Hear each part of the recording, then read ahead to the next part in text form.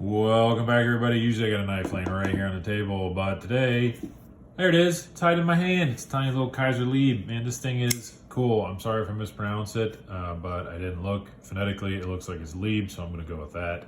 I don't think it's Lieb, but maybe it is. Anyways, Kizer Lieb, very, very cool little dude.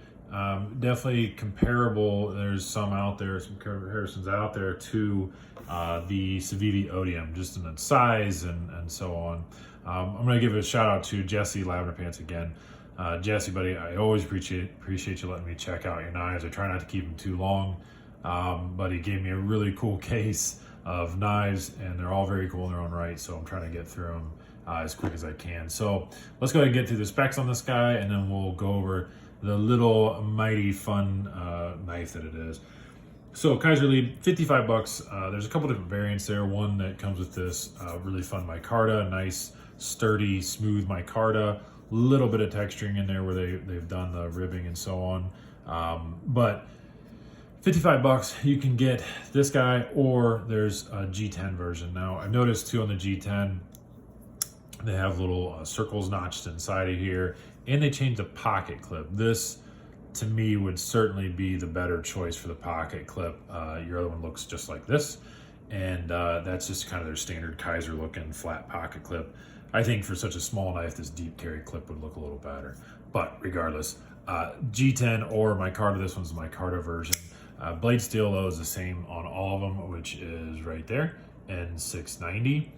Which I like. I like N690 a lot. I think it's a great blade steel. Seems to be pretty kind of transcend widely, meaning, you know, $55 knife, small $55 knife, and I've seen it on some more expensive knives, you know, $100, $150 knives that are sporting this N690, $130 knives. Voxnez likes to use it quite a bit as well. So pretty good blade steel, though. I like it.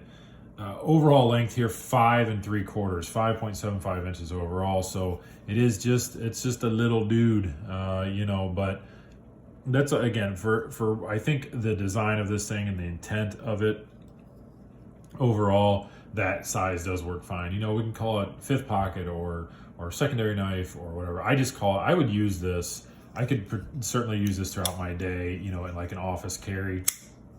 I can flip it open nice and easy. We can do kind of that Ben Peterson test of length right there, where we can put our finger right to the tip and then cut what we need to as well. So, you know, 5.75 overall certainly has its territory, I guess, or category where this works quite nicely in any of those labels that we want to put it at. Lightweight as well, 2.7 ounces. There is some milling done inside of there. Just trust me on there. I always try to kind of picture that, but then I always feel like I'm going to blind somebody if I put my flashlight up. I don't know. Let's see here if it won't. Put on low beam. Yeah, there you go. So you can pick it up, right? Milling done inside of there. Strictly on the show side for the liner. There's no milling done on the lock side, which, again, doesn't really need to. It's already 2.7 ounces. That's perfectly fine. You make these things too light, you're going to lose it, right? So 2.7 ounces, N690, micarta.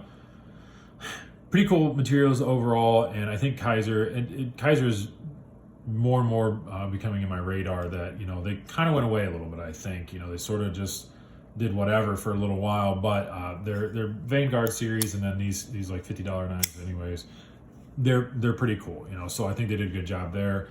This is sort of that shadow boxing done on the scales, you can see, because you can see the liner all the way around there. You know, there's just a little edge of the liner. And that's personal opinion, whether you like that or not. I do like it. I think it adds a little pop of, you know, shininess in the background, and just gives it, again, that little more fancy office carry kind of dress up knife.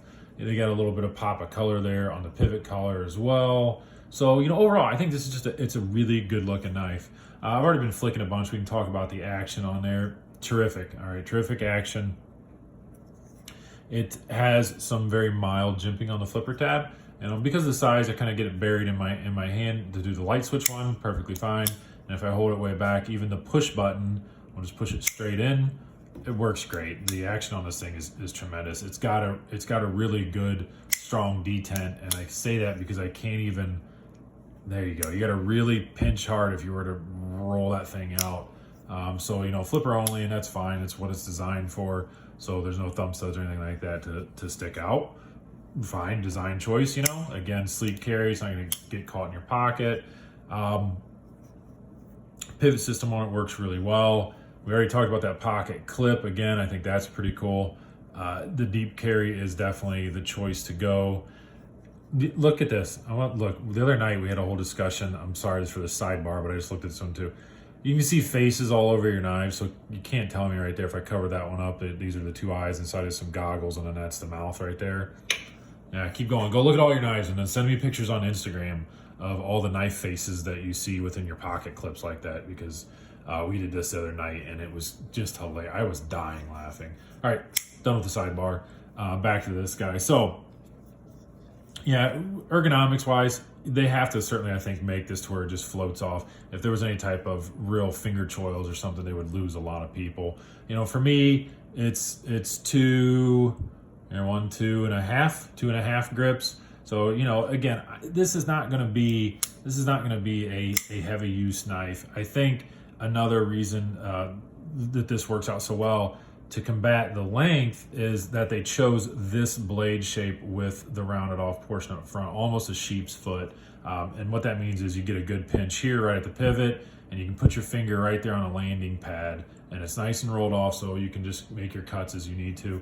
Or of course, you know, I do a lot of pinch cuts too, where just the tip of that's out. I could potentially use this as my main knife, in all honesty. It works well with dress pants. It's nice and lightweight, doesn't take up any pocket room. I would absolutely want the deep carry pocket clip version, so that way it sits down in there nice and flush. Overall, man, I really do appreciate this knife. I think it's a really good design. So let's dive into some comparisons. I really wish I would have kept that Odium just to even set it out here to talk about it, to show the difference in sizes, but it was on loan as well. So the next smallest knife that I have is this guy, which is the Native 5. And you can see the Native 5 quite dwarfs it as well. Another smaller, I guess, knife you want to call that is this guy, the K-Bar Dozer. Again, quite a bit bigger there. Another knife that I have on loan from Jesse that I don't know if I can give this thing back. I love this knife so much. The Neutron, I believe he said this is actually the Neutron 2.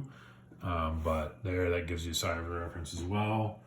And we'll do one last one just for sort of commonality and because I like this knife a lot. That's the QSP Hawk. So there you go.